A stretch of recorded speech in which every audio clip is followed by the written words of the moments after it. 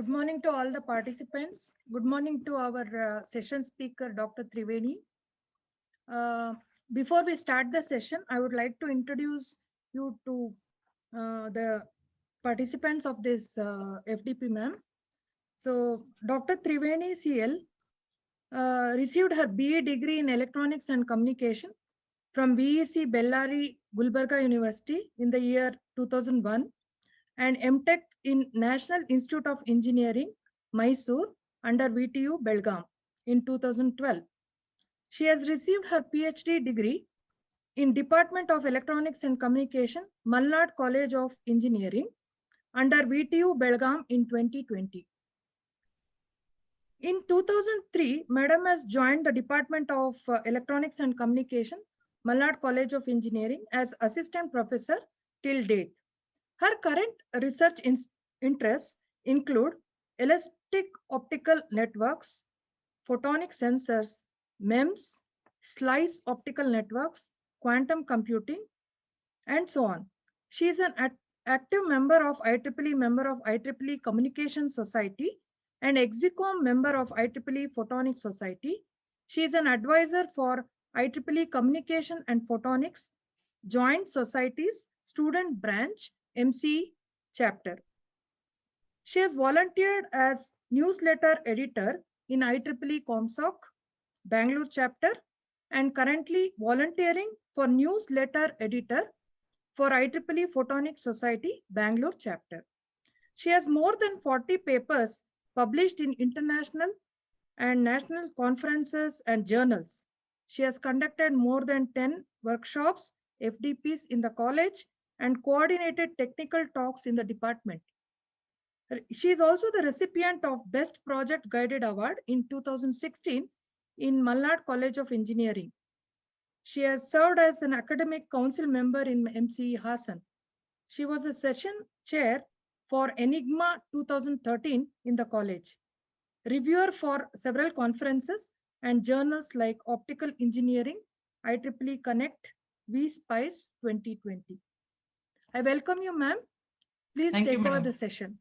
Thank you, madam, for the kind introduction.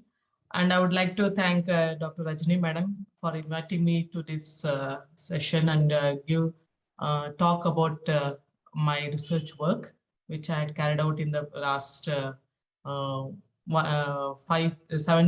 years, right? So in the last 7 years, I carried out this research work in elastic optical networks. So thank you, madam, for inviting me for this talk. Thank you. Thank you. And I will start the session, madam. Yes, I'll just stop sharing this video so that I can see the complete screen. Yes, ma'am. Please take over. Thank you, madam. I'll take over. Yeah. So good morning to all of you all. Today, in the first session, I'll be taking about the elastic optical networks. This elastic optical networks, it is a wide area. So where we can have the issues addressed in WDM networks. So the issues addressed in WDM networks will try to solve to some of the extents in elastic optical networks here. So here all the you cannot say the complete issues have been addressed in WDM networks here, but few of the issues like spectrum and allotment of the carriers. So how we'll be performing in elastic optical networks, we'll try to see it here. So I'll go directly to the presentation in today's session here. Yeah. So I think you're able to see the slides, right? Yes, ma'am. Yes. Yeah. Okay. So here today, in today's session, I'll be taking this overview of my talk here regarding the slice architecture and switching technologies. So here coming to this elastic optical networks, the other name for elastic optical networks is also called as the slice optical networks. So where we can say it as spectrum sliced elastic optical networks, the full form of slice networks here. So in today's talk, I'll be taking these issues here. So one I'll take with respect to the slice architecture and what are the different switching technologies that are being proposed in the elastic optical networks here. And most of the work which I had concentrated in my PhD time is on routing and spectrum allocation. So there I had worked plenty of algorithms with respect to the spectrum allocations here, and few routing algorithms also I had worked here. So that one I'll try to concentrate in today's morning sessions here.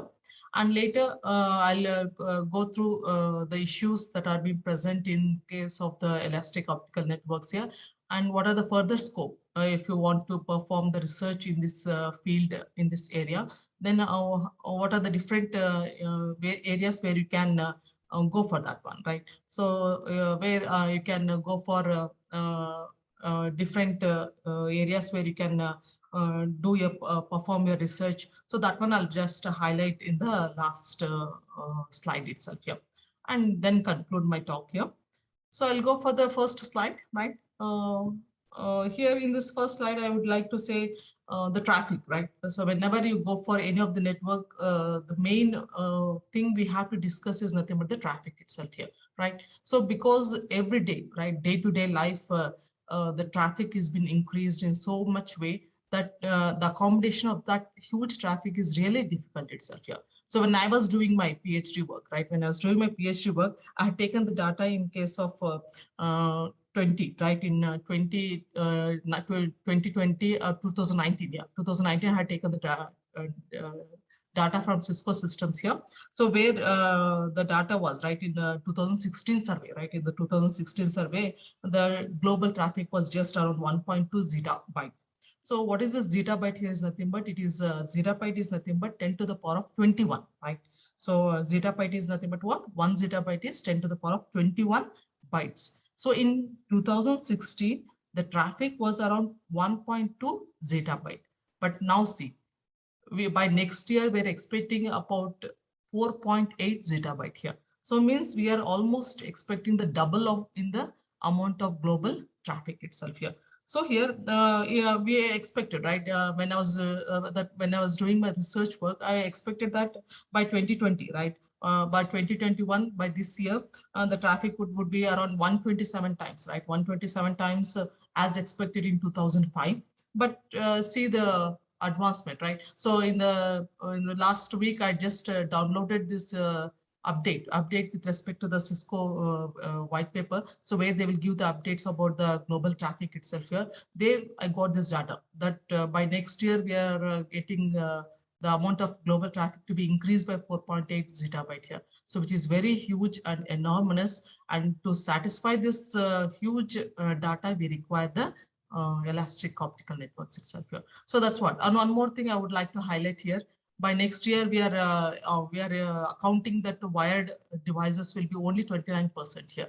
But what about the Wi-Fi and mobile devices? They will occupy around 71% of the IP traffic itself here. So maximum, right? So the wired devices are almost coming down in the usage itself here. Maximum usage of devices will be in the mobile devices or the Wi-Fi devices itself here. So by next year, we can expect only 30% will be the wired devices and 71% of the traffic will be utilized by the wireless devices itself here.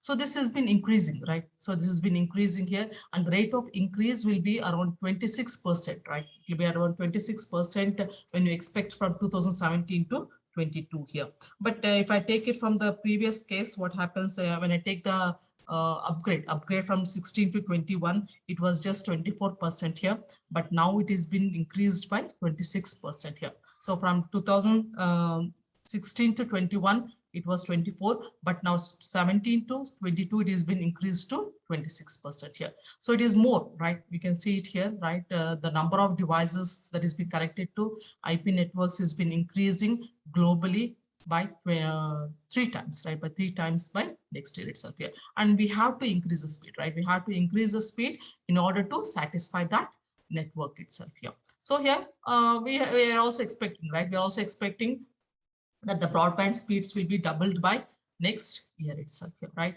And this is one set of problem here where we had to concentrate here. The second set of problem is nothing but the busy hour itself here, right? So in busy hour also, we can see that busy hour has been increased, right, by 3.2% in the previous 3 years, but now it has been increasing to 4.8% itself here. So the overall, right, the overall traffic that has been increased by 3.7% itself here. So hence, in order to satisfy this amount of traffic and this amount of devices that is being connected to the systems here, we had to go for the elastic optical networks here in the backbone side itself here. So that is the motivation where I got it for going for this research area itself here. So here, so this is about a little points about the elastic optical networks, why I had been gone for this elastic optical networks here, right? So this is one motivation here. So when I go for the second here, one more thing I would like to discuss here. So I think I are able to see my second slide, right? So this is the ITU standard grid here, right? International Telecommunication Grid, where you can see it in this figure. So here, if you see this grid here, all of them, you can see there is a grid here, which is the C-band grid, right? So this is the C-band grid here.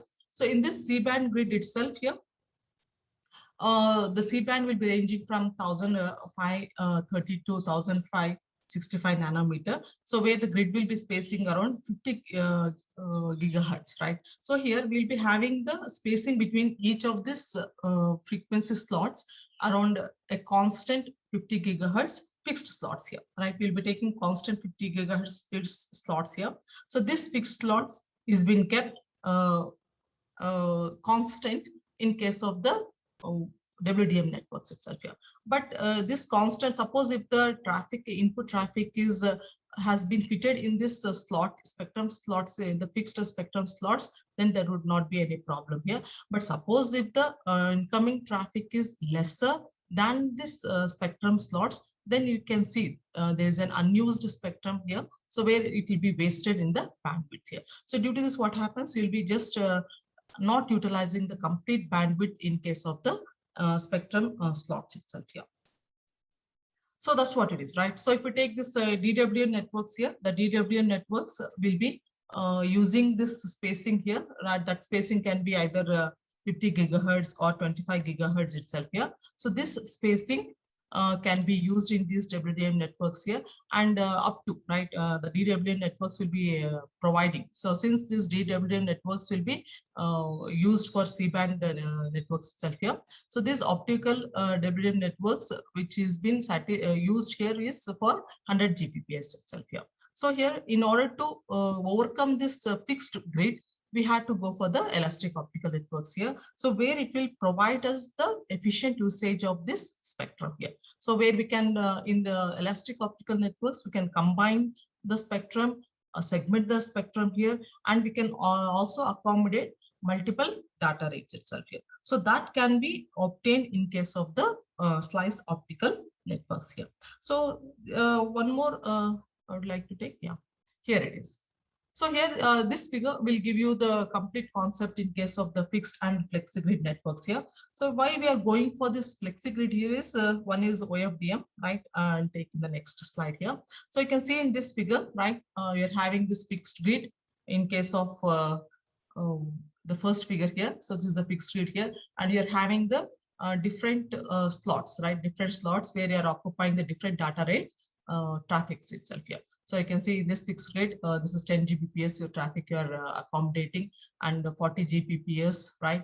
And 100 Gbps you have been accommodated here. But in fixed grid, it will not take more than 100 Gbps here. But when you go for this flexigrid here, right, you can see in the flexigrid what happens, you can accommodate the highest Gbps highest Gbps traffic itself also. And you can also see that this center frequency, right? You can see it here, the center frequency is being flexible here. But in case of the fixed grid, the center frequency is not flexible here. So that is a drawback, right? That is a drawback where you can see the center frequency is been fixed in case of the fixed grid networks here, but it is been, you can change the center frequency in case of the elastic optical networks here. So that is why the wastage of bandwidth can be removed itself here. And one more thing here is, if you are having the continuous spectrum that you have been transmitting in the traffic itself here, so then you can avoid the guard carrier. But suppose if you are taking two different data rate signals and you are transmitting itself, then the guard carrier can also be introduced here. So that one we'll try to discuss in the next slides itself here. So this is the concept here, how we can change the central frequency and go for the FlexiGrid networks itself here. Yeah.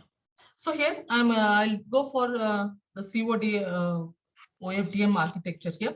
So when you go for this OFDM itself, when you go for this elastic optical networks here, the OFDM architecture, right? The OFDM network, OFDM technology has been supporting for this elastic optical networks here. So based on this OFDM only, we are going for choosing this elastic optical networks here.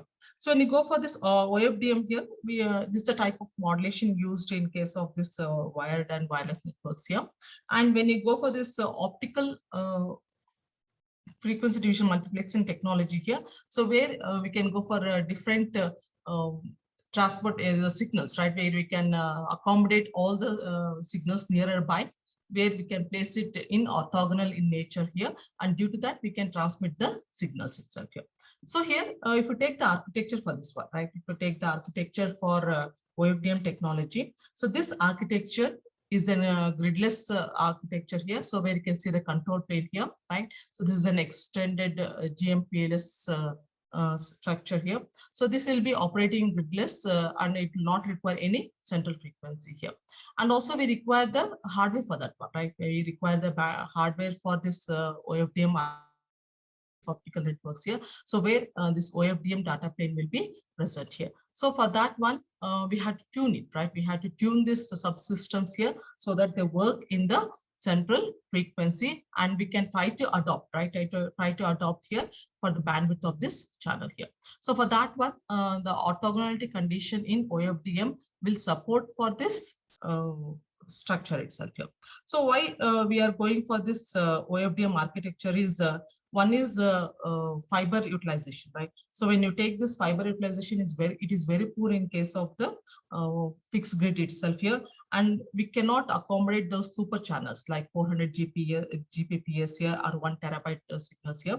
So that accommodation will become a problem in case of the fixed networks here. So for the in order to outcome that one, right? In order to outcome that, we had to go for this COFDM architecture itself here, right? So here we can see that one with respect to the control plane and data plane, where you can see it in this figure here.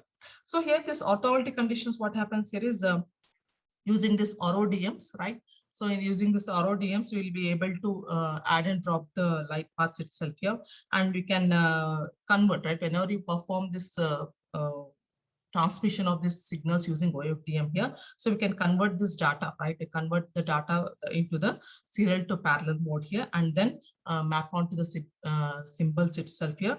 And you, when you map up here, you can go for either IFFT method or IDFT method, convert to the analog signals, and then transmit in the transmit the signals itself here. So where you can also use the IQ modulation technique here, so that we can transmit the signals here.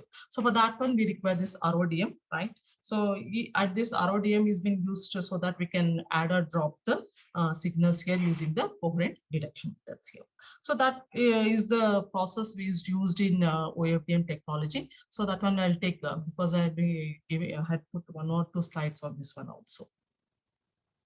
So here, when you go for this orthogonality, I would like to take 1 or 2 points on this technology here.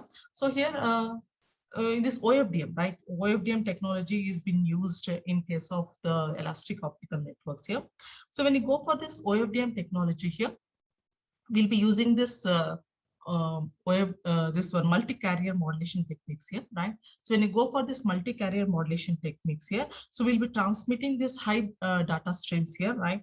And they will be carrying this information, right? The number of carriers that is being present here. So they will be carrying the information which will be able to transmit in the channels itself here. So the multi-carrier signal is been represented by S of t here. So you can see it here in this, the first equation, where S of t is nothing but what? It is the multi-carrier modulation signal, which is represented by Ck of I and Sk itself here. So where this Ck of I is nothing but it is a kth subcarrier. both are the kth subcarrier here. This is SK is the waveform, but this CKI will carry the information itself here, right? So this will carry the information, and this is the subcarrier itself here. So here we will be taking this N of SC, right, which is nothing but the subcarrier number itself here, and this FK is nothing but the subcarrier frequency, where you can see it here, and TS is nothing but the time period of that signal itself here.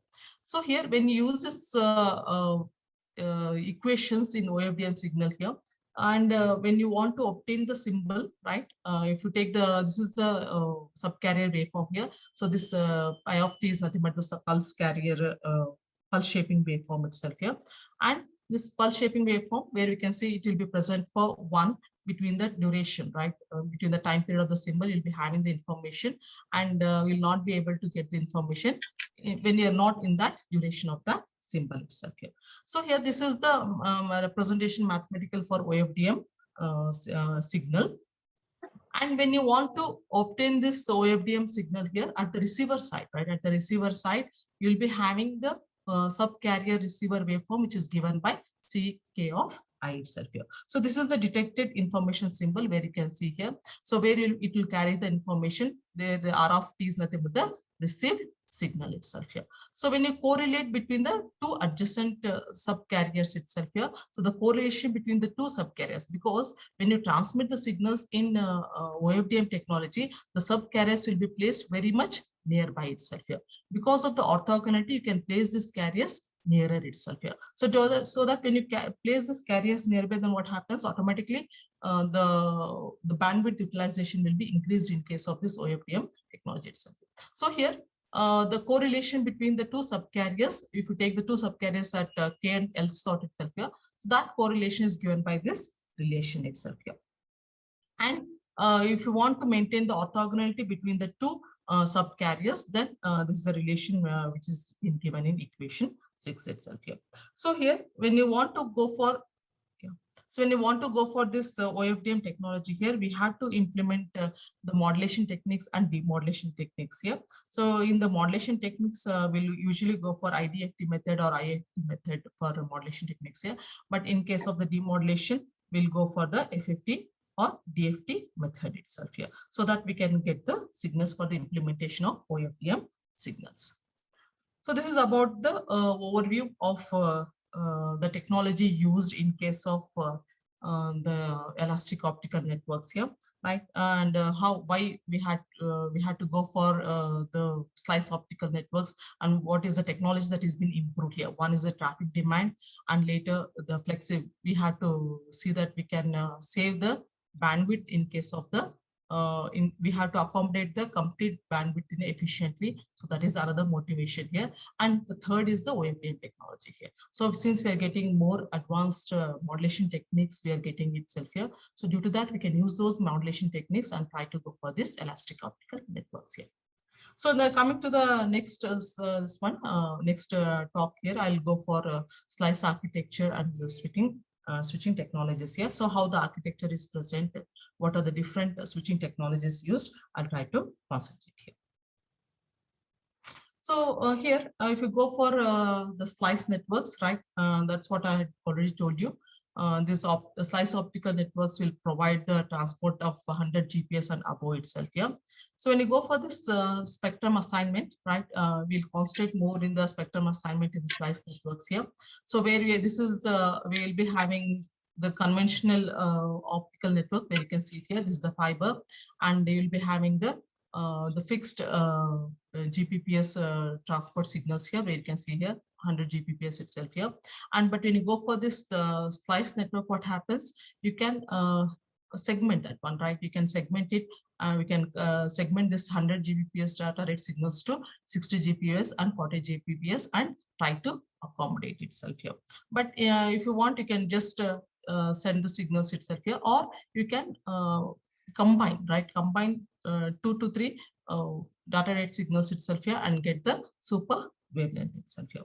So here, due to this rapid increase in this mobile usage and the smart networks and huge network demands itself here, so we have to go for this slice optical networks here. So here, where you can see, right, because this has been supported, right? This architecture has been supported by this optical OFDM. We can go for the slice networks itself here. So where we can have the three types of characteristics here. One is the sub-wavelength, which is also one type of characteristic here. And second one is the super wavelength, which is nothing but the bandwidth aggregation here. And third one is nothing but the multiple data rate here. So these are nothing but the three characteristics of this slice networks here. So what happens in bandwidth segmentation, you can see, right? It will try to accommodate the network itself here, right? So if suppose if you want to transmit only some fractional bandwidth itself here for the network resources that is being present, then automatically you can go for that fractional bandwidth and try to accommodate that network itself here. So by converting this one, right, but 60 Gbps and 40 Gbps here. So we can segment that one, right? Segment that one and try to provide the cost-effective allocation of the network resources itself here. So for that one, we can go for this first characteristic itself here. But when you go for this super wavelength here, right, you can combine, right? So if there are two contiguous optical paths here, then when you want to combine these two contiguous optical paths, then you can go for this elastic optical networks here. So where you can see the two 100 Gbps bands, they have been combined to form one 200 Gbps super wavelength band itself here. So we can aggregate, right? We can try to aggregate here all the multiple links in the router itself here and try to transmit here at the as the link speed is been growing, then automatically can aggregate all those light paths and try to transmit here. So this will also give us the accommodation of the maximum data speed itself, and you can transmit itself. And one more thing is nothing but the multiple data rates here. So this is the third characteristic of the slice network here. So where we can support various data rate here, right? Where we can support the various data rate here. So where the bandwidth can be spaced between the low data rate signals here. So this has been supported by the elastic optical networks here. So I would like to just give how we can try to obtain this elastic optical networks. Just a second, I will yeah. Suppose here, if you're having, this is also called as aggregation, right? Aggregation of the bandwidth itself. So where you can accommodate the signals, right? Where you can accommodate the signals here by restoring the bandwidth itself here. So it is also called as the bandwidth squeezed restoration. I'll just use one pen here. So here, if I have 5 nodes, right? For example, if I take 5 nodes here. So here, if I assume this is the node A, and this one is node E, and this one is node D, and this one is node C and B. So this bandwidth squeezing restoration is being used in case of the elastic optical network. So if I assume that the network is being connected in this form here.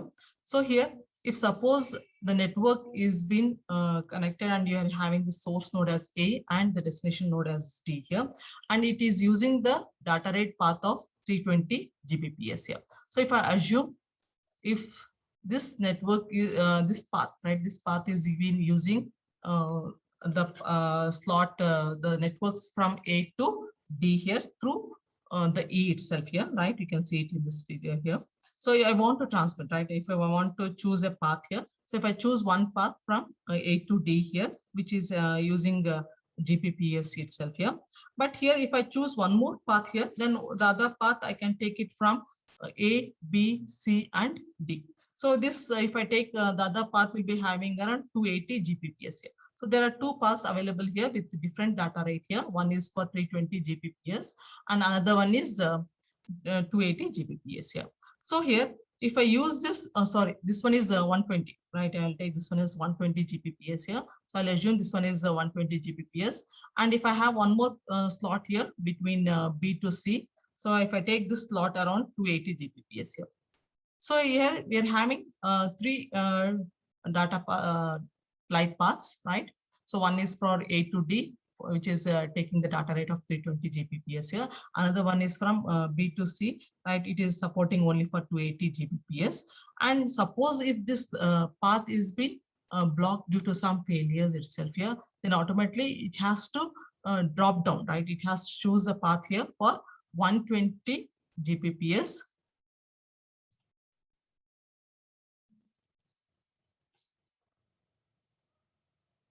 Yeah, so it has to choose the path of 120 Gbps from A, B, C and D itself here. So here what happens, the network which has chosen for higher data rate for 320 Gbps here, it has brought down to 120 Gbps because of the failure of this path here, or due to the link or node failure here. It has dropped down to the path here taken as from A, B, C to D here, choosing 120 Gbps here. So at lower data rate, you can transmit the signals here. So this method is known as the bandwidth phasing restoration here, so which is being used in the slice optical networks itself here. So this is the super wavelength here, multiple data rate itself here. So where you can choose this multiple data rate here, right? And try to space this low bit data rates itself here. So that bandwidth, so that the bandwidth cannot be wasted in transmitting the path. Yeah.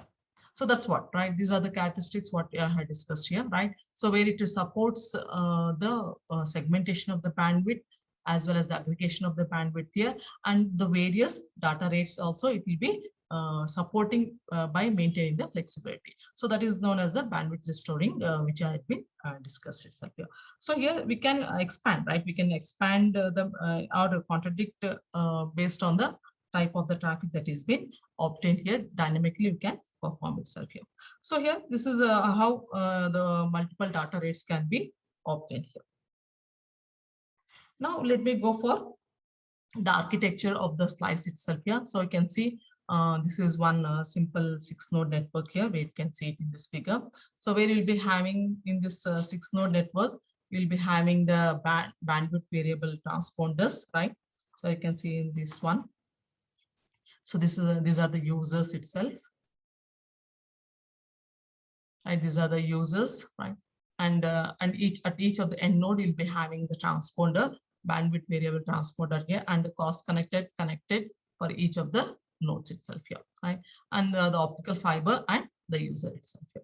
So this elastic optical networks, it will be providing the flexible allocation of the spectrum here and the data rate itself here, and lowering in the signal noise and attenuation as well as the cost and space here. So what does it consist of? It consists of the bandwidth variable transponders and bandwidth variable cross connects here. So now let me go for the architecture, right? Architecture of these two slice devices itself here.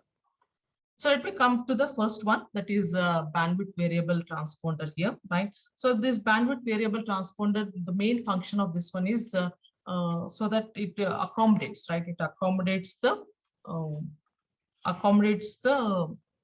varying bitrate of the transmissions here. So the modulation formats used in these transponders are either 16 QAM and 64 QAM itself here. So here we can use both here, right? 16 QAM and 64 QAM modulation techniques as well as QPSK and DPSK here.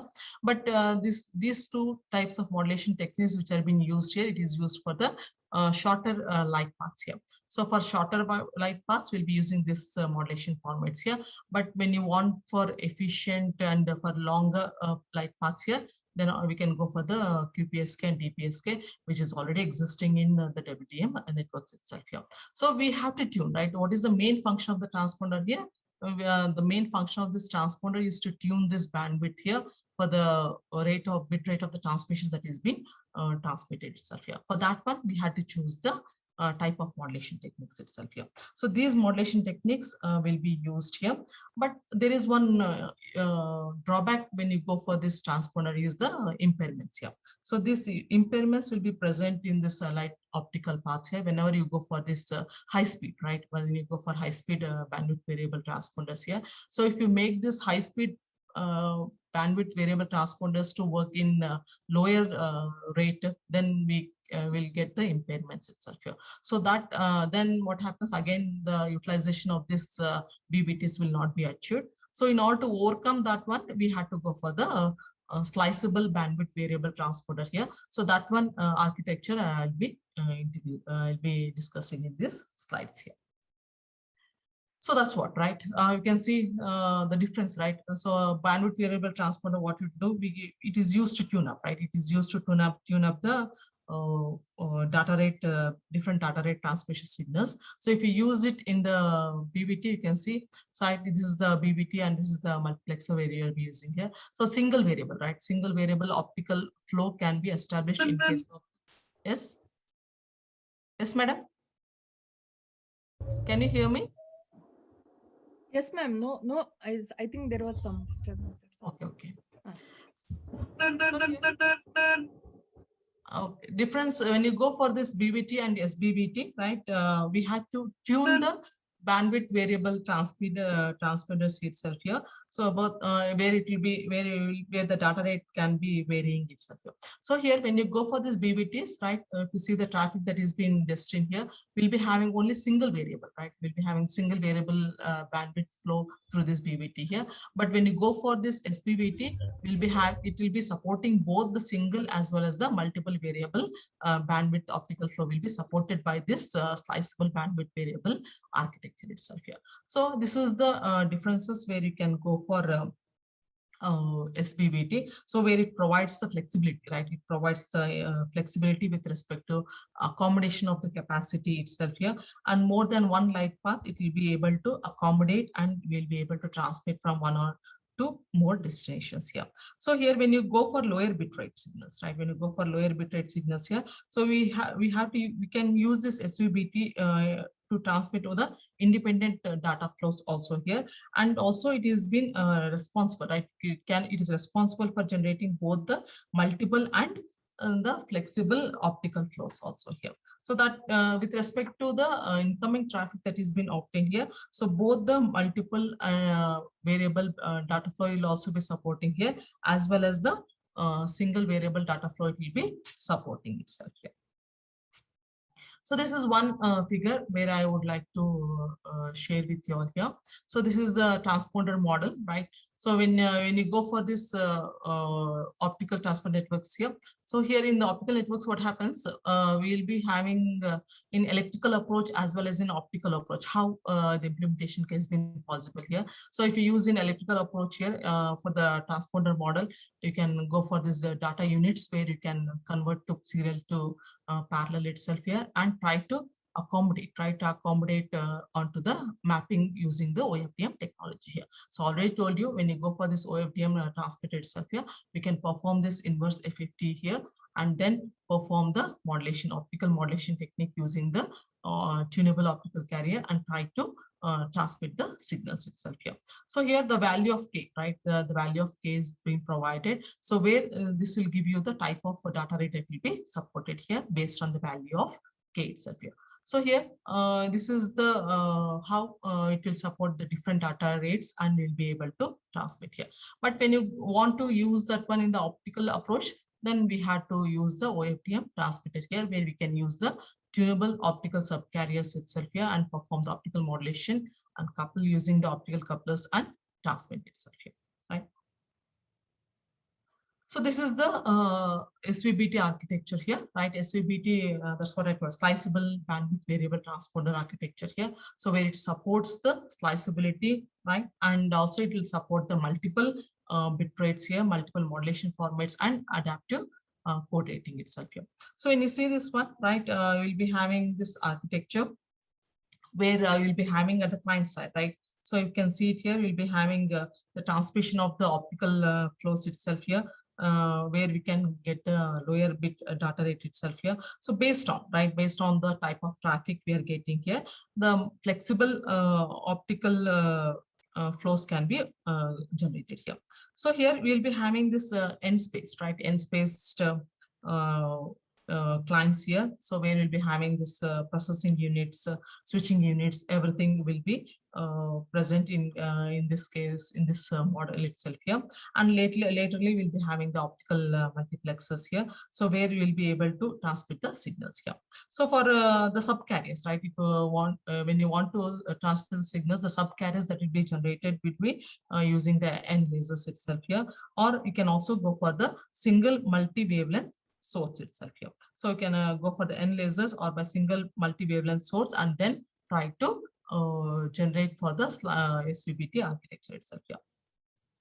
So here the next is the modulation techniques here, right? We'll be having the different modulation techniques which will be supported by this PIC here, and these subcarriers, they will be trying to combine, right? They'll try to combine to form in the form of either the super channel or it can be sliced here, so that we will try to get the specific ports here in the traffic requirements here.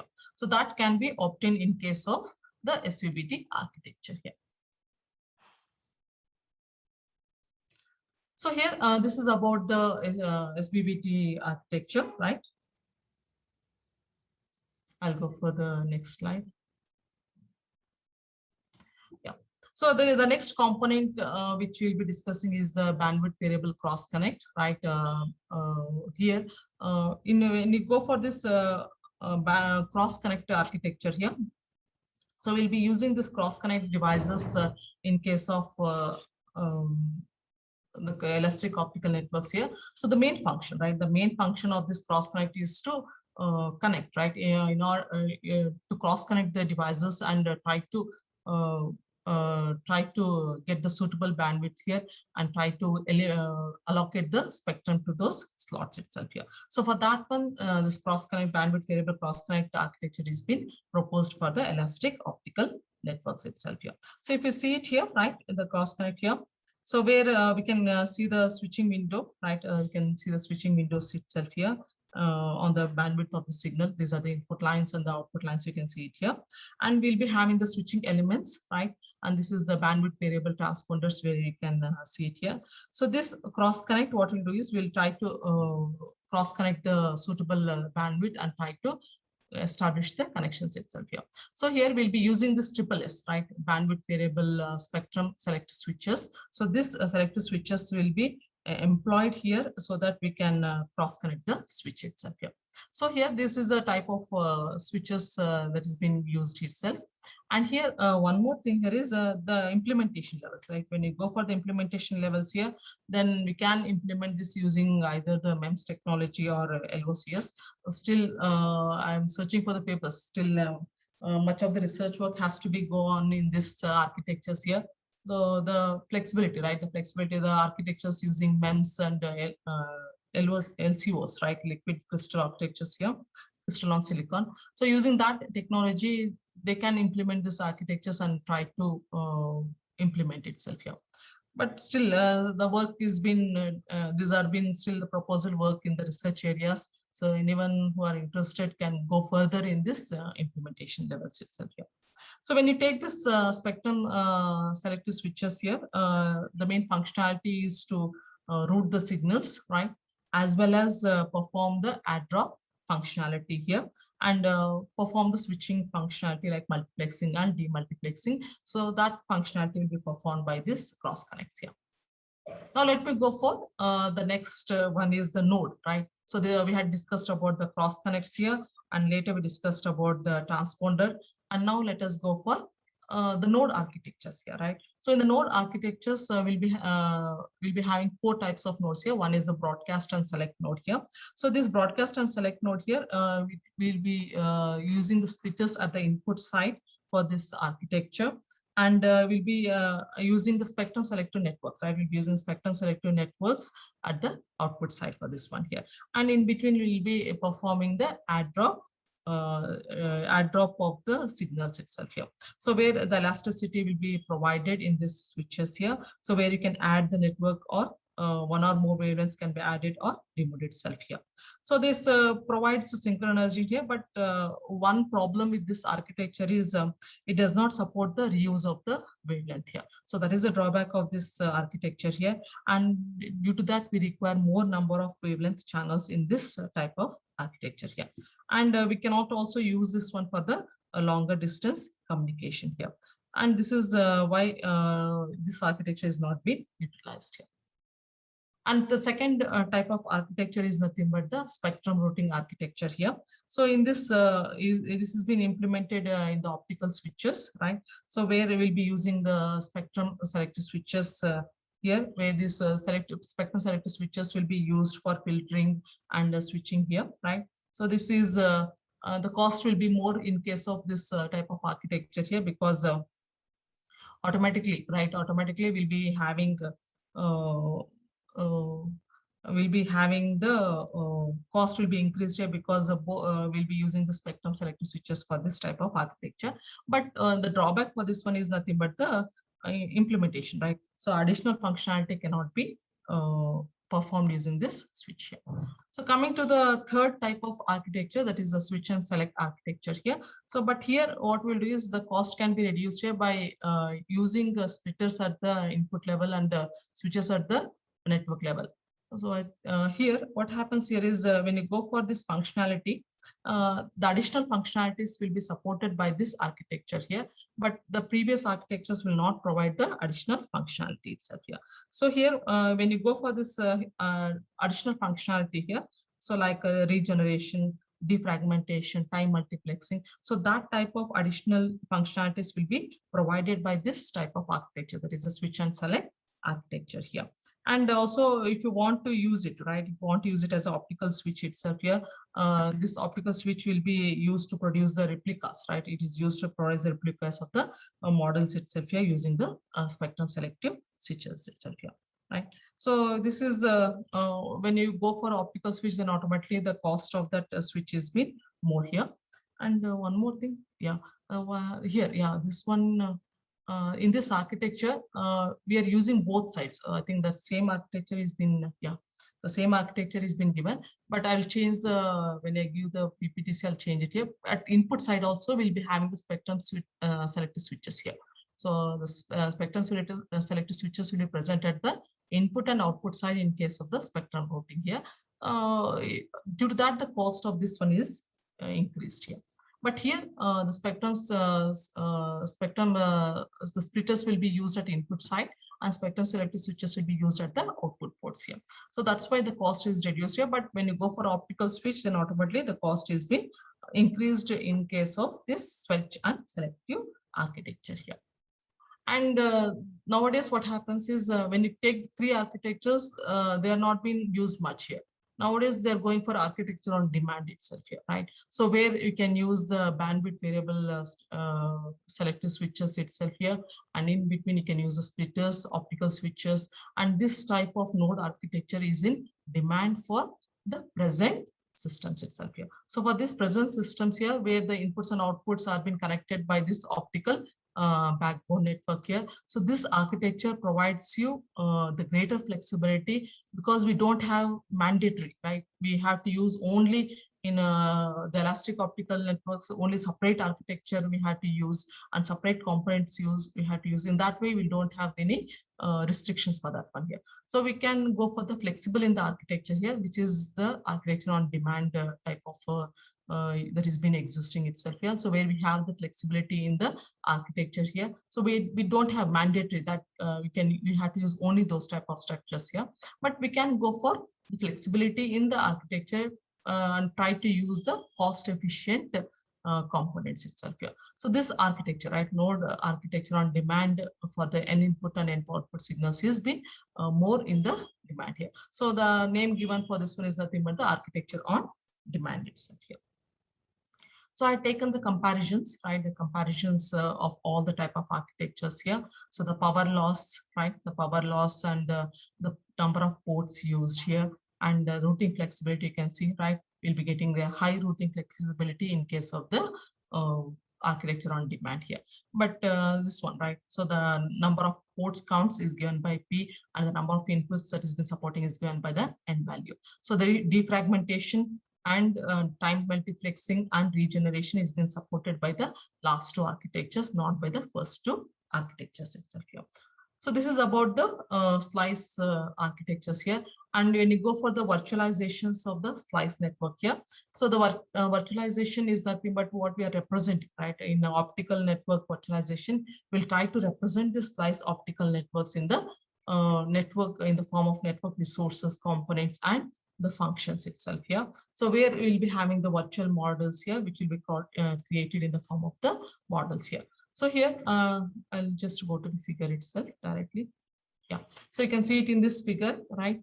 This is the virtualization representation of the network slice optical network here. So where you can see the three sections here, right? You'll be having three sections in this architecture here. So here you'll be having the optical nodes and optical switches, which will be providing the computing and storage here.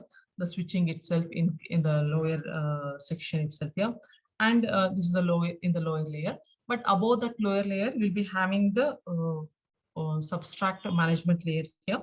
So in that one, in this layer, we'll be performing the management here. So where we'll be having three components here. One is the utility plane, another one is the control plane, and orchestrate, resource orchestrate here. So where this utility plane, right? Utility plane will manage this facility resources here.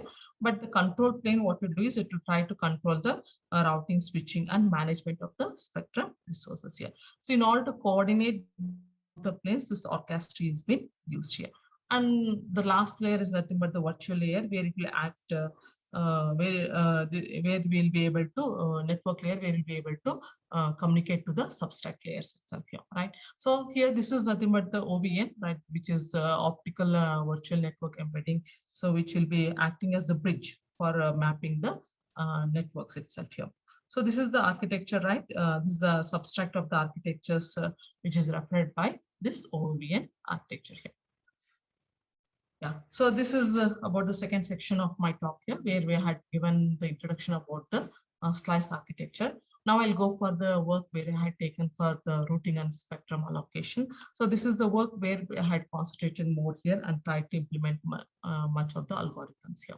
So in routing and spectrum allocations, when you go for WDM networks, there also we are having routing and wavelength assignments here. But there, when you go for routing and wavelength assignment, we are using allotting the, first we'll perform the routing method and then allocate the wavelengths itself here. The same method is also used in RSA also here. So in RSA, what happens here is we'll be allocating the subcarriers here, right? We'll be allocating the subcarriers corresponding to the routes that is being established here. So first, the routing decision should be performed here between the source node to destination node, and then allocate the subcarriers here. So how does it differ, right? How does it differ when you compare to RWA, then OFDM transponders here? So the OFDM transponders will be used in case of RSA here. So where we can modulate the subcarriers here based on the consecutiveness here. So whenever you go for the, I'll take one example for consecutiveness where you can transmit itself here to maintain the subcarrier consecutiveness here. And here, since the subcarriers will be overlapped here, we have to separate them from the domain from the neighboring subcarriers here. So for that one, we can also go for the guard carriers here. So we can use one or more subcarriers as the guard carriers in case of the RSA. So that's the difference. That's the difference between this RWA and RSA. And I'll concentrate a little bit more in RWA in case of the afternoon session. So where we'll be discussing the WDM that's out here. So this is one example here, right? How the RSA will be functioning. So you can see it here, right? This is an example of RSA. So where you are having this the guard carrier, right? We'll take optical bandwidth variable cross connect network here. This is a star network here. So where it has 2 fibers for each of the link, right? You can see 2 fibers, fiber 1 and 4, 2 and 5 here. And we are having spectrum path 1 of 2 subcarriers here, right? 2 subcarriers, that is SP1 and SP2. SP1 will be having 2 subcarriers from node A and B, where you can see it in this figure here. and sp2 will be carrying one subcarrier itself here. So what happens when you choose this fiber f1 between A to N, then the f1 for this fiber f1 here, then automatically it will be transmitting, right? The subcarrier that is been transmitted is sp1 and sp2 will take 2 slots here, right? And once you are transmitting the second subcarrier spectrum path itself here, then we have to place the guard carrier itself here. So here for the second guard, for the second spectrum path, we have to initiate this guard carrier and then transmit here. So what happens if you want to transmit, right? If you want to transmit 3 subcarriers, then two spectrum paths, then 3 subcarriers are being used here. So where this MS will be increasing, right? So this MS is nothing but what? It is the subcarrier index here. So if I want to transmit only two subcarriers, means I can use only 3 spectrum, spectrum path means I can use we cannot use only 2 subcarriers here. So one guard carrier should also be utilized here. So hence this MS will be equal to 4 for that here. So this is the ILP for the RSA. So where we have to minimize, right? So when you take this example here, this is the subcarrier index number here. So we have to minimize it, right? We have to minimize the number of subcarriers here. So that is the main concept whenever you go for the object function, whenever you go for the RSA here. So where you have to minimize this maximum number of subcarrier in case of the slice network here. So that will be minimize MS itself here. So when you go for this minimizing this MS here, then automatically we have to go for the constraints itself here. So we have to maintain this constraints here. So where we can see in this figure here, right? This equation will give you where the maximum subcarrier number, right? The maximum subcarrier number here. So that will be considered for all the fibers itself here. So this is one constraint here. The first constraint is what? So where you are considering this maximum subcarrier number for all the fibers, and whenever you add or drop the the traffic itself here, then it has to be dropped at the destination node. So that condition is been given by this equations here. So these 3 equations here. Right. So suppose if this value, right, V of omega I0, so these are nothing but the this SD is nothing but the source to destination pair here, and this one is I2O fiber path itself here. So whenever you take this traffic here, right, this is the destination.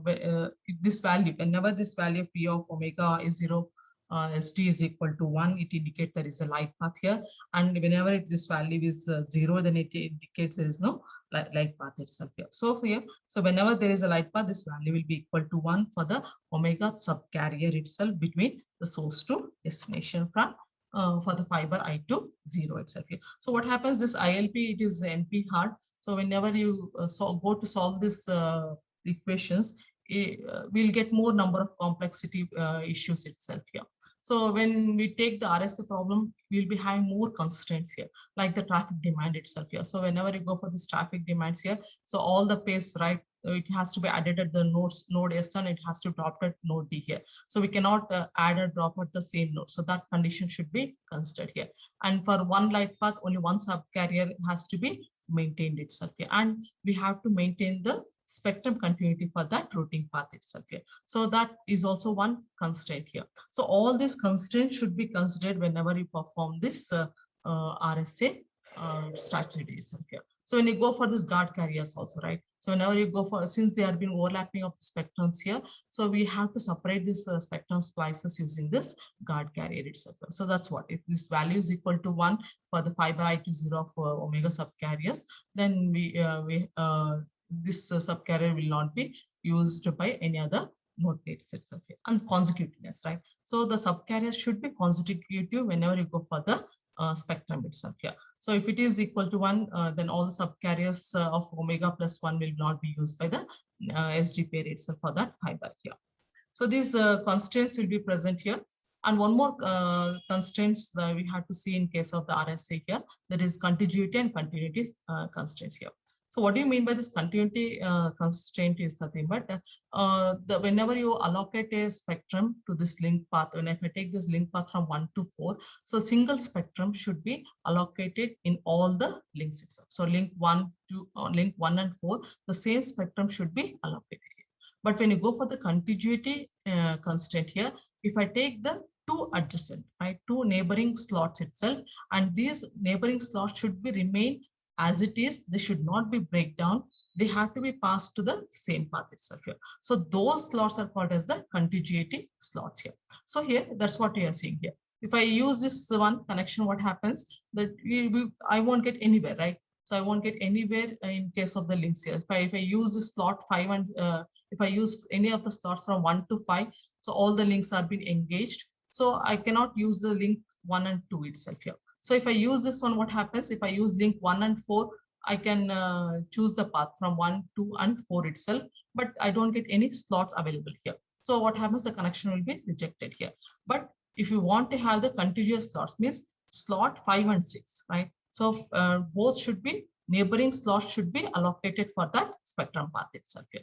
So then I had to use link 1, link 2, and link 3. So if I use link 1, 2, and 3, so the complete contiguous slots 5 and 6 can be allocated, and then you can establish the connections here. So this is nothing but the contiguity constraints where two slots will be combined and transmitted throughout the source to destination link itself here. But continuity means only one spectrum path. If it has been able to transmit, you can see that that spectrum path is remaining same for the continuous source to destination itself. So this is about the continuity and the contiguity RSA constraints here. And when you go for the algorithm, so since this is an NP-hard, we cannot implement that one. So we'll go for the heuristic algorithms here. So a few heuristic algorithms, we'll try to use it here and try to get the implementation here for RSA. So the type of algorithms I had implemented is MSCP algorithm here. So in MSCP algorithm, it is nothing but the minimum subcarrier path algorithm here. So we'll be using the Dijkstra algorithm for the shortest path here. And the distance between these nodes will be calculated using the Euclidean formula here. So the complexity of this algorithm is given here O of p square, where p is the number of nodes here. So we'll try to find out the shortest path using Dijkstra algorithm, and then we'll choose the path which has the maximum subcarrier index number. So already in the previous slides, we had discussed about the MS value. So whichever is having this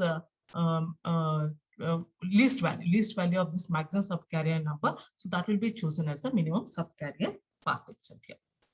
And we are using one MSCP. This is one type of algorithm here. That is MSCP, minimum subcarrier path algorithm. And that's what it is, right? How the algorithm works. We'll assign the connection connectivity matrix between the connectivity matrix here. Use the Dijkstra algorithm for the source and destination pair here, and try to allocate the demand for each of the links itself here. So I'll not go much into this algorithm. And one more type of algorithm which had been implemented is the modified K shortest path here. So where here we'll try to find K shortest paths here, right? So in this algorithm, we'll find K shortest path here. So and try to obtain different number of alternate paths for this one. And if the value of K is equal to 1, only one shortest path will be there, right? And if the value of K is equal to 2, then we'll be having more than one shortest path here, where it will be using the maximum lowest of, right, minimum of number of subcarriers here. So this is one type of algorithm we had been implemented here. So this is the routing algorithm.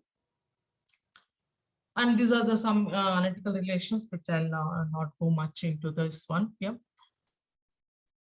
Okay, so now I'll go for the simulation results for this algorithm. Right, so I implemented and presented this in the RAP 2017. So with the value for, right, for the value for K equal to 1, 2, and the MSCP algorithm. So I got this results here, right? So where for the blocking probability, right, the blocking probability for that one is been very much lesser in case of MSCP, and for K equal to 3 itself here, right? So for the spectrum span, right, for the demand value of 6, right, for the demand matrix of value of 6, the spectrum span utilized is been lesser in case of these two algorithms itself here. And this is the first type of algorithm which had been implemented in case of RSA. The second algorithm which had been implemented is using the genetic algorithm here. So we know that, right, the genetic algorithm is used to solve this optimizing problems here, right? And using the chromosomes here, where we can alter the chromosomes for the population itself here, and try to use the different coding methods on these candidate solutions, and try to get the individuals from each of the iterations, and calculate the fitness function for that one here, right? So we'll try to use this fitness function here and try to get the modified new generations here. And for that one, we'll try to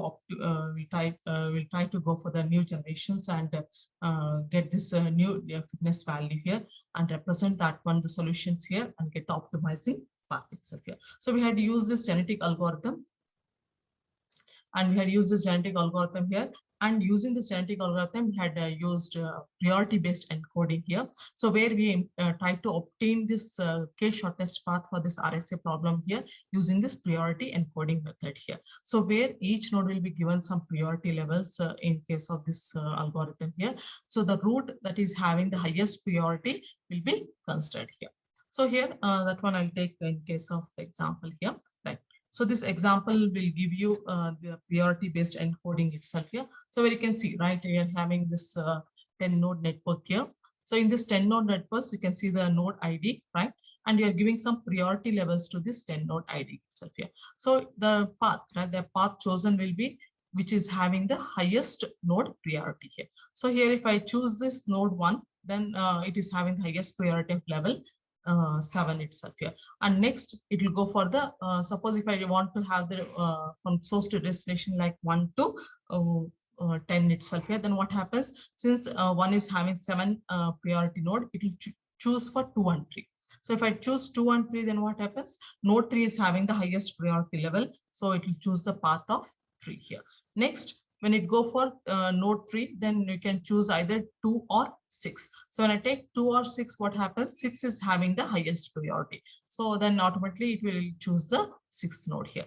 Then when I go to node 6, then which is having the highest priority, that is the 5 and 7 here. So if I take 5 and 7, 7 is having highest priority. So then automatically the path chosen is 7 here.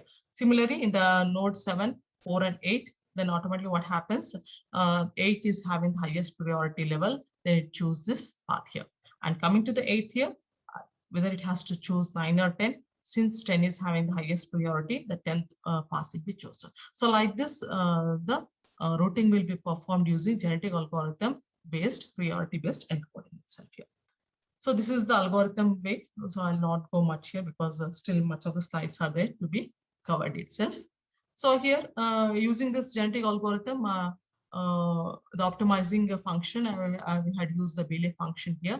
So where the value of x is taken between minus 4.5 to plus 4.5. So for that value of for value of I equal to 1, we got the tolerance value, right? The tolerance value very much lesser here for the maximum number of direction functions here. So due to that, we had used this Bailey function in implementation here. So this is the results what we got for NSF topology, where I had presented in Tamil Nadu here. So where for the genetic algorithm here for k equal to 1 and for k equal to 5. So here for traffic load for the first path, right? For the first k path itself, we had taken for the 14 node network here. So this is the results what we had been obtained here. Right. So here for this maximum load, what happens for this 14 node network? So if we see at 500 Erlongs itself, the blocking probability is around 2.7 somewhere. I'll be getting itself here, right? So 2.7 something we got it here. So the blank probability is very much lesser when you use this method itself here. So same thing we had also implemented for Usenet here, right? There also we got lesser blocking probability value here. So this is about the genetic algorithm, how we had solved for RSA. The next one is the SPSR algorithm. So this SPSR algorithm I had used for plenty of my work itself here. So where the shortest path, right? The shortest path with maximum reuse, maximum spectrum reuse is nothing but the SPSR algorithm here. So where this RSA problem is been taken in the form of the SPSR and VLSA. So where the routing is performed using these two methods here. And coming to the spectrum allocation path here, this is the 4 heuristic algorithms which had been proposed here. That is the best fit, next best fit, and worst and bold fit algorithms here. And few basic routing algorithms also I had implemented here. So we'll try to have a look at on those works itself here. So here we had used the Dijkstra algorithm only for these routing strategies here. So here, when you go for this VLSI algorithm here, in SPSS, what happens here? We are using the Dijkstra algorithm only to allocate the routes itself here. But one thing is the path, right? The path which has been chosen, right? In when you choose this shortest path here for the SD frame itself, the path which has been maximally reused. So that one we'll try to avoid it and try to use the non-used path itself here. So in case of BLS algorithm, what happens here is we'll try to maintain the load across the complete network here. So for that one, balanced load spectrum allocation is used here. So where we'll try to get k number of shortest paths using Dijkstra algorithm here and try to balance the path here, right? Try to balance or select that path here based on the balanced load here. So here we'll be using this MRSA algorithm. So maximum reuse spectrum allocation algorithm here. So whichever path is been reused maximum, we'll try to avoid that one here and try to use the spectrum which has been least used here. So try to use the path which has been least used here and try to allocate the spectrum for that algorithm. So in that way, it had been used itself here, right? So for these two, right, BLS and SPSR here, we had used a maximum spectrum reuse algorithm here. So where we'll be arranging the spectrum paths in the priority levels itself here and try to use the path which has the has been having the minimum load and which has been used, try to use the which has been used lesser here. Try to use the spectrum in the efficient way itself here. So this is the algorithm used here, right? So here in BLSA, what we are used, we'll be using the route with the minimum value of the maximum subcarrier itself here, and choose the path with the try to choose the path with this maximum subcarrier minimum value here, right?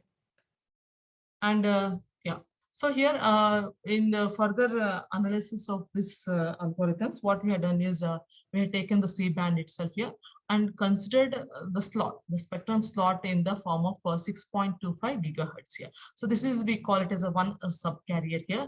And we had also analyzed for the fragment also here, right? Where we had taken the 10 slots as one fragment itself here. So in that way, we'll try to allocate the slots in the spectrum allocations here. So this work had been presented in the Optic journal. So in that, these are the 4 spectrum allocations here, where had been presented in my PhD itself here. So this is the first one, that is the best fit algorithm, spectrum allocation algorithm here. So in this one, I would like to take here, suppose here, I had taken the 10 fragments here, right? I had taken the 10 fragments here. And if I see the last 2 fragments in F10 is been blocked, complete F7 is blocked here, and in F4 you can see, right? You can see in F4 we are having the 3rd, 4th, and 5th and 6th slots in F4 is been blocked here, right? And also if you see in F1, 9th and 10th is blocked, and in F3 we can see the first 3 slots have been blocked itself here. So what happens if this allocation is been, if the traffic demand is been provided here, then how does this algorithm work? So it will first choose the best fit algorithm. What it will do is it will try to choose the first 3 slots here. So it will scan, right? It will scan, complete the spectrum itself here, and whichever is best allocated, it will try to choose here. So first it will go for the F1 fragment here, and see, since the F1 is completely free, it will try to allocate in F1 here.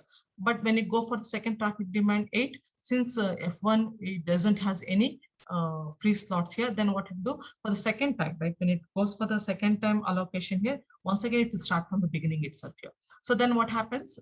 Since F1 is not complete, it will go for F2 here. So it allocate in F2 here. And the next day what happens? It will start from the beginning itself here. Then it will go for F3, right? When you go for this the third allocation here, right? So if you can see it here, it will select, it will accommodate in F1 itself because it will start in the beginning here. But when you go for this this one, when you go for the 6th one, sorry, it will choose in F3. But since 11 is greater than the slots that is been present, this 11 will not be accommodated. The 3 value will be accommodated in F1 and 6th value will be accommodated in the F5 itself here, since none of the slots have been free. So for each of the slot allocation, it will start from the beginning in case of the best fit algorithm here. So this is the algorithm here. So I'll not go in deep in this algorithm. When you go for this next best fit algorithm, what happens? It will start from the where it has stopped here. And so in next best fit, what happens here? So it will not go for the it will not start from the beginning here in case of next best fit algorithm here. So it will start where it has been stopped, right? So if you take it here for the traffic demand, it will take the allocation F1 and next slot it will take in F2 itself here. But it will not, when you go for the 6th, it will go for an F3, 11th will be discarded here. But when you go for the 3 value, it will try to accommodate in F5 here, because in the previous case, what happens, it will start from the try to cover from the first fragments itself here. But in the next best fit is, it will start accommodating the spectrums here from where it has been stopped here. Since it has stopped at F3 here, then automatically it has to go for the F5 here. And one carrier will be given for the guard here. So where you can see this checker one is nothing but the guard carrier. And coming to the last traffic demand, it will be allocated in the 5th fragment itself here. So this is the algorithm used for the next best fit here. And in case of the worst fit, what happens? It will not. It will just scan it here. So whichever the possible way you can get allocation here. So whichever is been free, right? Whichever is been free, it will try to accommodate in case of the worst algorithm here, in the worst fit algorithm itself here. So what happens? But when you use this worst fit algorithm, then fragmentation problems will be more here. That is the drawback of this algorithm here. So what happens? You can see in this figure, right? First will be allocated to 3. The second will be allocated here. Third and fourth. 5th will be discarded and the 6th will be allocated here. So whichever slot is free, it will just allocate in this spectrum, the demand based on the requirement of the demand, it will be allocating itself here. So this is the algorithm here. And one more allocation, spectrum allocation, which I discussed is that about the gold fit allocation method here. So where in this gold fit allocation method, we'll be using the golden section interleaver for this one here. So when you use this golden section interleaver, what happens? We'll be having the complete one, that the complete section will be taken as 1 here. So if I take this complete section as 1, here I'll be more than half, I will divide this complete section here and take it as 1 minus GS as a remaining value, right? And the remaining value will be taken as the G itself, or G or GS here, you can take it here. So here I can take given as G here. So this will be 1 minus G and this will be taken as the G value itself here.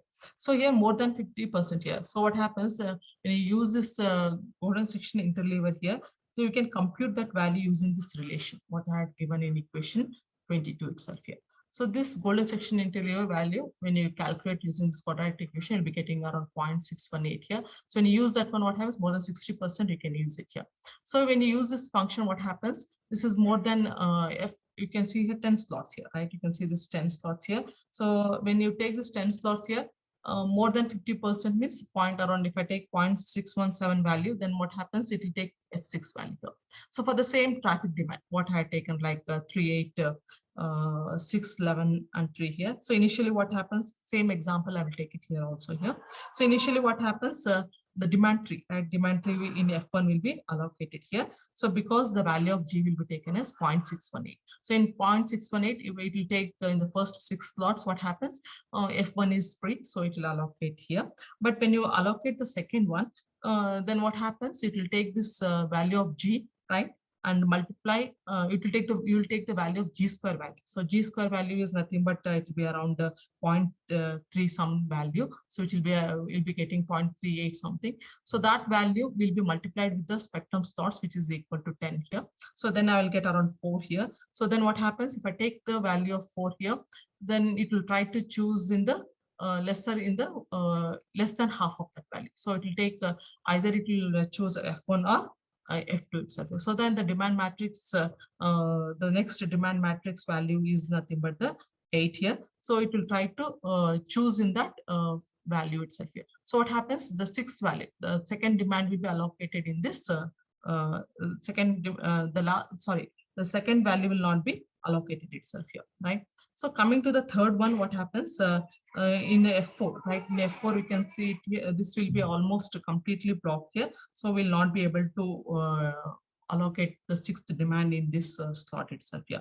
So when you go for the next allocation, it will take G3 into 10 here. So we will be getting 2. So the traffic demand value will be taken as the 6 will not be allocated, 11 will not be allocated. So the next value will be 3. So when it chooses here, it has to choose one value, right? So G value will be 1 here. So it has to choose in the F1 here. So it will choose here itself here. That is the second slot itself here. So here, based on the demand, what happens? And coming to the last one, what happens? It will try to accommodate in the 50% of this value itself here.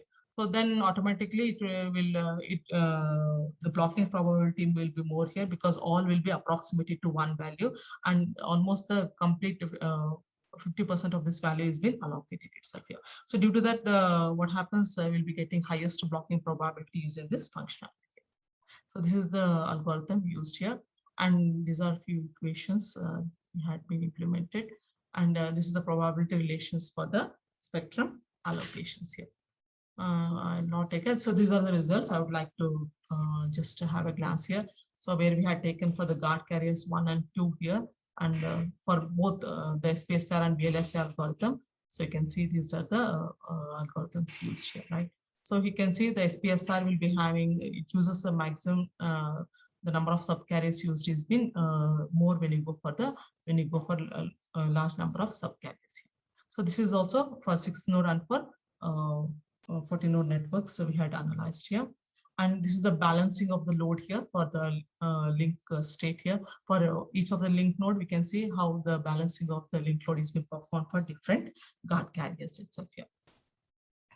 And this is for VLSI algorithms here, where we had taken for the, that is for the constant demand we had obtained. And this one is for the random demand. I had taken the results. And when you go for this, the best fit, all the 4 algorithms I had taken for SPSR and for VLSI algorithms here.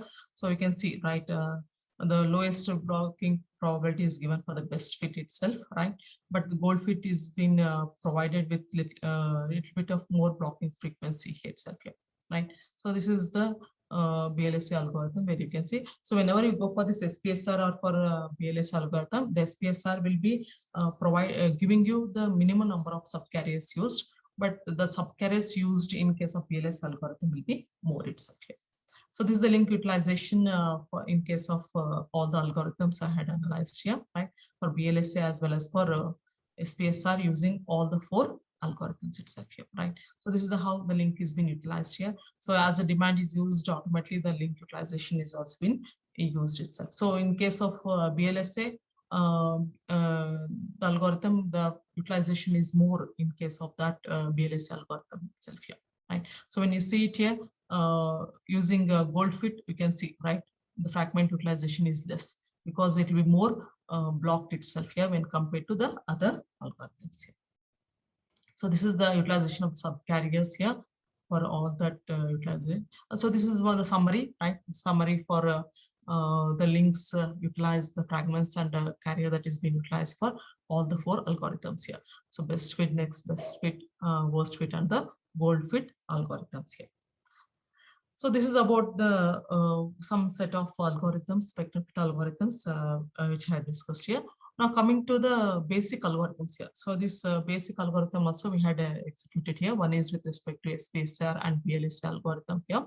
So where I had used the same routing algorithm, but we had used for first fit algorithms here, right? So here the contiguous slots will be allocated for SP1, and this one is for SP2 path itself here. So in first fit algorithm, what happens is whichever slots we had been obtained here, so that will be allocated at the first itself, at the beginning itself here. That is nothing but the first fit algorithm here. And we had also executed for the random fit. So what happens in random fit, what happens, the whole spectra will be analyzed here and try to fit the whichever is been more free, then that slot will be allocated to the random fit algorithm here. So that random fit algorithm where you can see, right? So this is for connection 1 and this is for the connection 2 here. So where we can try to fit the slots in that connection itself here. But when you go for the exact fit, what happens, whichever slot is suitable for that one, based on incoming request, that fit will be allocated itself here. And one more routing algorithm also we had analyzed here, that is fragment aware algorithm. So where in this one, we'll try to use this maximum fiber fragmentation value here. So we'll try to use this external fragmentation method here. So where 1 minus the maximum free block size by total free band will be utilized for this fragment aware routing itself here. So this routing method, it minimizes the wastage, wastage of the bandwidth itself here. And we got the results for both SPSR and BLS algorithm using these 3 spectrum allocation methods here. So you can see the first one, right? For the exact fit, almost the blocking probability is 0 here, but we got the blocking probability for the first and random fit itself here.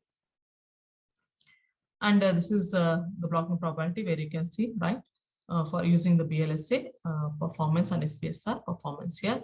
And later we had taken for the fragment aware routing algorithms. So for the request provide for 30 and 28. So this is the blocking probability we had been achieved itself here. Right, you can see, right, random fit is having a little bit more blocking probability in case of this algorithm, so using fragment aware algorithm. And when you compare the 3 routing algorithms for BLS and SPSR and fragment aware, you can see, right, the blocking probability in case of SPSR is more, when in fragment aware we'll be having intermediate. It is like intermediate between SPSR and BLSA itself. Yeah. So we are taken for plenty of networks, right? So this is about my talk here. So now let me go for the research issues that are being present in case of the in case of routing and spectrum allocations here. So there are plenty of openings for the research here whenever you want to go for perform your research levels in the slice optical networks. So these are the issues that are being present here, right? So when you can go for the hardware component levels, right? So the hardware, whenever you want to choose this modulation formats here and bandwidth variability, then you have to design these transponders, right? So you have to design your transponders to accommodate this modulation format and try to get the bandwidth variability here. So designing of this bandwidth variable transponders itself is cost effective, and we have to use it in the compact way. So we can go for the hardware level implementations for this slice networks for each of the component level here. And if you take the space division multiplexing, right? If you want to implement the space division multiplexing, you can try to implement in the elastic optical networks. So that is also a research issue where you can concentrate here. And management, right? Management of this elastic optical network and controlling. So when you go for the this one protocol levels here, right? So when you go for this protocol levels, whenever you go for the this conventional networks here for protocol levels like GMPLS and open shortest path protocols itself here. So those are protocols which we are using in WDM networks cannot be implemented in elastic optical networks here. So we have to change the standardization here. So that change of standardization, so that is also one open issue that is being present here for the elastic optical networks here. So here we have to address this slices here. We cannot take in the form of wavelengths addressing in case of slice optical networks here. We have to address in the form of the spectrum slices in case of elastic optical networks here. So then what happens? We have to go for standardizing. So we have to go for standardizing of this elastic optical networks here and try to see and maintain the possible slots like 6.25 gigahertz or 12.5 gigahertz. So that standard slots has to be allocated, and then design on that the generalized multi-protocols label switching itself here. So in that way we have to design, and that is also one open issue where you can work it itself here. And we have to provide, right? When you provide the slots here, it need not be 6.25 gigahertz also. We can also reduce it to 3 gigahertz. But when you're going for the finer granularity of these slots here, then what happens? Then automatically the number of slots will be increased itself here.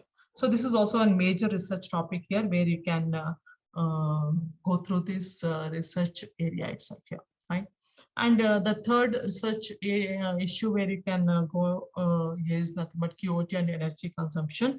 So here, when you go for this QoT and energy consumption, is the impairments, right? So when you go for the physical layer here, the non-linear impairments has to be addressed in case of the WDM networks where you have been analyzing here. So that same issues we had to address in the elastic optical networks here.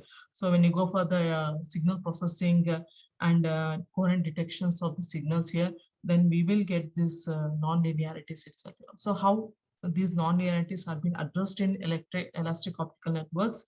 So that is also one issue here. So we can go for the sliceable bandwidth variable transponders itself here. So where the energy will be consumption, it can be reduced itself here. But we have to see, right? Try to see that the blocking probability is reduced in case of this transponders itself here. Right. So this is also one issue where we can concentrate more here.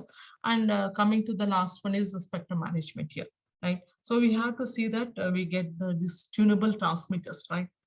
Tunable transmitters here, where we can allocate the spectrum in the elastic optical networks also. And whenever there is a big disaster here, how to recover the network here. So we have to present this transponders, right, for the disaster management also. So that can also be one research issue where you can go itself here. So further scope, I think this is slide notes architectures can be further improved, and we can go for the different proposal of the transponders also, like in architecture levels, and try to use different multimode fibers also for the optical networks. And this is one more fragment aware also had been taken itself. So I'd like to come to the last of my conclude. I would like to conclude this session here. So that's what we had discussed, right? So I had taken the topic from elastic optical networks to the RSA problem, and different routing algorithms and spectrum allocation techniques also had taken here, and then given the results analysis itself here of that one. So these are the few references which I had taken. Thank you.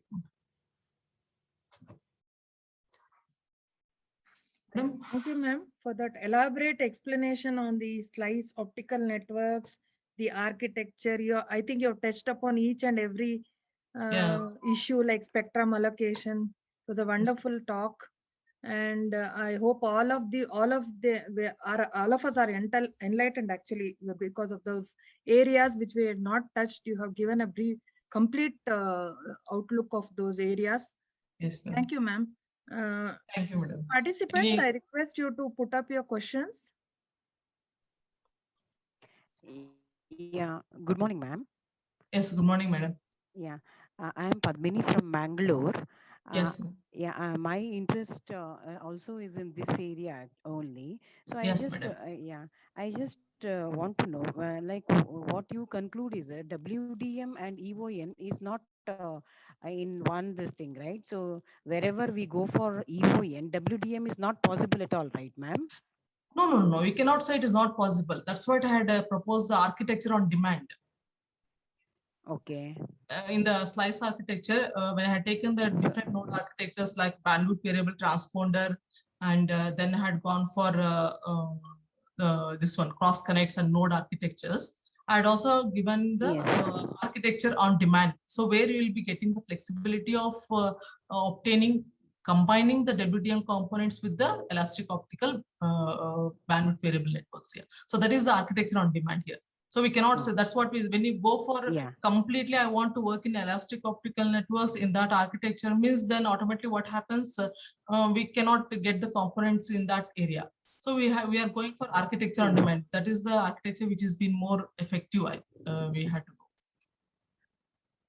go. Yeah. Yeah, that is one thing. And second thing is now to actually to practically see this, when we go to the industry, we see only WDM and at the most DWDM. How Yes, madam. actually we can realize this, ma'am?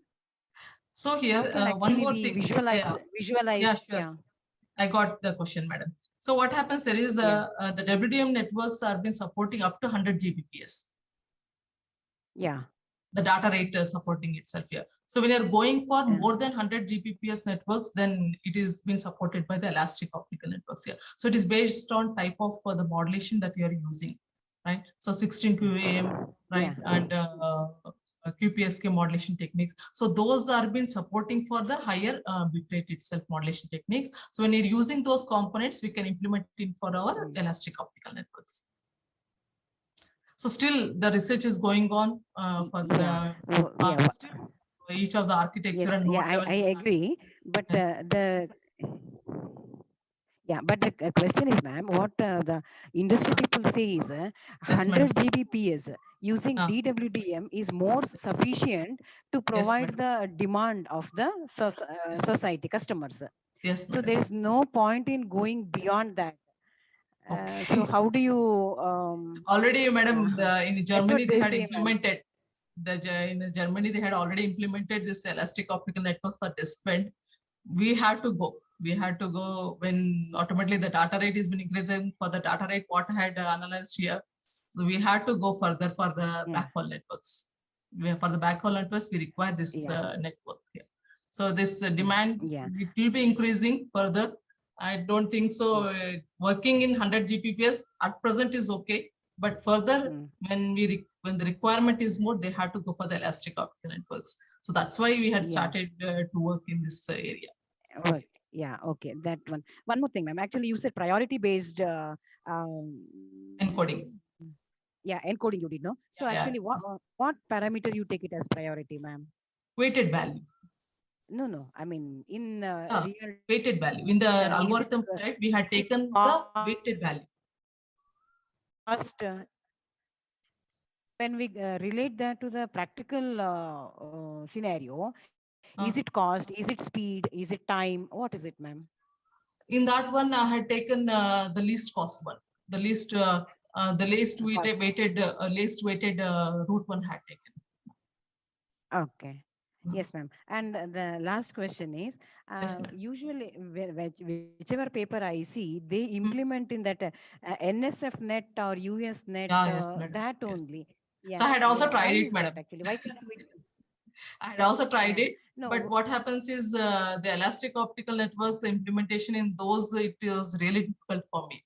So parameters changing was difficult. That's why I had to go for the MATLAB and then implement in that one. I tried in Okay. NSFNet, OmNet++, that all the networks I had tried it. Those But are the I felt actually network. when, Yeah, yes, yeah. madam, but Those are for the net. Yeah. Continue, ma'am. Yeah. so when I tried that OmNet++, NSFNet technology, and also NetSim also. So NetSim, these also had been worked itself, but the supporting for the physical layer was a little bit not so easy for me. So I thought of choosing in the MATLAB when I was working in my PhD. So I had to choose in that one area and I had to work it here. But now I think we can go for those software tools also, I think. Which are the software tools, ma'am? May I know? OmNet++ and Optisim, right? Optisim are also providing good network simulators here, but the Is it cost is OptiSim or OptiSim? Optisim, Optisim. Okay, from RSoft, right? Yeah, RSoft. Actually, I was supposed to procure that one, but the research it was not supporting much to change in the physical layer. So I did not go for that. Yes. Yeah, actually, it will not change. It will Yeah, not change, ma'am. that's why I not Opsim. gone. Yeah, Yeah, change. yeah. I tried that one I also, think madam. yeah, I think MATLAB only is the one which supports at present. Yeah, that's why I Yeah, chosen this one. yeah. Yeah. Thanks a lot, ma'am. Thanks a Thank lot you, for madam. your Thank you, madam. I hope I valuable have suggestions. Yeah, addressed the yeah, questions for you. yeah, definitely. Yeah, thank you, Okay, ma'am. thank you. Madam, there is one more question in the chat by Dr. Yeah, Sheetar please. Iyer. He says recent research has shown that the capacity of the EONs will reach its limits due to the nonlinear Shannon's phenomenon. So what would be the way ahead to achieve higher capacity in the EONs? So higher capacity for that one is been achieved up to 400 Gbps, madam. At present, I had been seen in last year one paper. So they had reached up to 400 Gbps experimental demonstration. So above that, I had not been updated, madam. I don't know about that implementation levels. I hope your question is answered, Dr. Sridhar sir. I don't know whether he is. I can't see the feedback chat here. Yeah, yes. I can't see that. I think Shivlila ma'am has joined here. Yeah, I just joined. Hello, Triveni. Hello, ma'am. Good morning. Hello, madam. How are you, madam? Fine. I just happened to log in just a few minutes back. Oh, I have a small doubt. Yes, it madam. was a nice talk. Towards the end only I joined. Thank you. So the ROADMs, when you are configuring this one, no, ROADMs have to be changed. Okay, madam. Yes, madam. According to the spectrum, because when you have to drop the spectrum at a particular node, ROADMs have to be accordingly configured. Yes, so madam. how difficult or how challenging it is, because depending on your algorithm, the spectrum allocation will change. So Yes, at madam. the physical layer, how do you attempt this to configure the ROADMs? Madam, in that physical layer level, I had not taken much of the constraints, madam. But when you go for the allocations here, when you design this bandwidth variable transcoder, when you connect it to the multiplexers, it's a RODMs itself. So it has to configure and then allocate here. Choose the suitable modulation technique and then allocate here. But for my spectrum allocations, I had not taken those constraints itself. No, it's not a constraint. What I'm asking, it's not a constraint. How challenging it is, I'm asking. The reason is at the transmitter end, you allocate the spectrum. That is that's in your hands. But Yes, at the receiving end, I'm saying at intermediate nodes, when you have to drop the spectrum at particular, because all the load doesn't go to one node only. All the load is not dropped at any particular load. It's like it may be at intermediate nodes. But at intermediate nodes, the splitters, madam, when you go for these nodes here, when you choose this, the last allocation methods here, so there is a few of the links the spectrum paths can be dropped and allocated. In that switching techniques, we can use it, madam. So in RODM, it is really difficult, but that architecture levels are not going. Otherwise, what you have to do is, if physically it is not able to configure, entire spectrum has to be decoded, downloaded, then select the particular spectrum and again convert it back to optical and then send it. So this is also one there. So when you go for fully, then we have to change the from electrical from this one. Get the allocations itself, then reallocate and then send it, madam. At each of the node point, we have to do it once again. So ROADMs have to take care. Largely, ROADMs have to take care. So how challenging it is, because the basically ROADMs are filters, optical filters. Yes, so if the filter bandwidth has to vary, then it's I do not know whether the standard has come for elastic optical networks. No, madam, it is not yet. Not yet. So that's why I couldn't. That's the research area where they had to go concentrate more in this elastic optical networks. So that complete architecture which I had given in this today's class has been, today's session, that has been in the research itself, madam. Still, I didn't see any. Dynamically, it varies. Means how often it is. It can be changed. The load can be changed. The spectrum can be changed. Spectrum allocation. How often? Madam, that architecture levels, I didn't get any papers on that architecture levels for elastic optical networks, ma'am. I didn't see to that level, madam. Okay, because once you allocate the spectrum, according to the load, availability, you have to change the allocation. The allocation should be changed, madam. But that architecture levels are not gone too deep for RODMs, madam. Still, not seen through that. Okay. So this much I had concentrated in today's sessions. In the spectrum allocations for node levels analysis, I had been taken. In your simulation, do you also decode this spectrum and No, madam. no. I had Only taken allocation, only allocation. from the Only point of allocation. allocation you are doing. Yeah, only allocation I had taken. Okay. Okay, thank you. Because then the complexity will increases, and once again you had to rewrite the code, everything, it will become difficult for me also. Yeah, it's like a part of the problem. It's you are attending to, like allocation. Only The other part, only one part of the portion I part. had taken. Only Yes. spectrum allocation. Madam. Yes. The other part, like decoding, is a challenge. No. On that, it's also one more challenge here where I have not concentrated. Okay. Thank you. Thank you, madam.